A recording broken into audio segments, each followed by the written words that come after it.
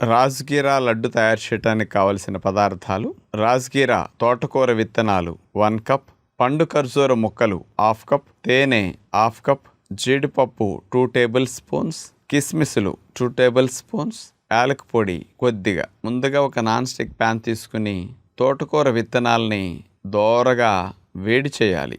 అలా వేడి చేస్తే మాడకుండా అందులో ఉన్న పచ్చిపోయి గింజలు కరకరలాడుతూ చాలా బాగుంటాయి. వాటిలో 3 వంతులు వేపించిన తోటకూర విత్తనాలని మిక్సీ జార్లో వేసేసి మెత్తగా పిండి చేసేస్తాం. 1 వంతుని వేపించిన గింజలను అలానే లడ్డు కోసం ఉంచుకుంటాం. ఇక తీపికి మనం ఖర్జూరము తేనె ఉపయోగిస్తున్నాం కాబట్టి గింజ తీసేసిన ఖర్జూర పండు ముక్కల్ని నాన్ స్టిక్ పాత్రలో సన్న సెక్క మీద వేడి చేస్తూ కొంచెం వేడెక్కిన తర్వాత అందులో తేనె వేసేసి కలిపేస్తే ఖర్జూరంలో జిగురు బయటకు వస్తుంది.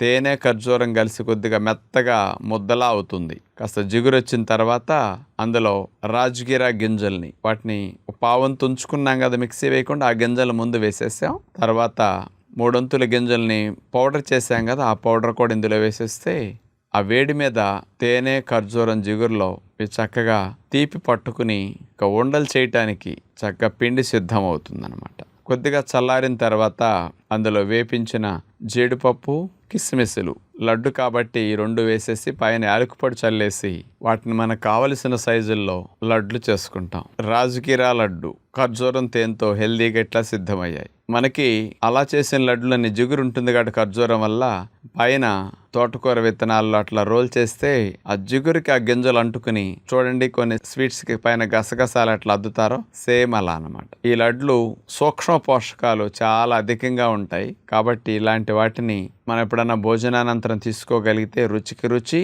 ఆరోగ్యానికి లాభం 2 విధాలుగా లభిస్తుంది.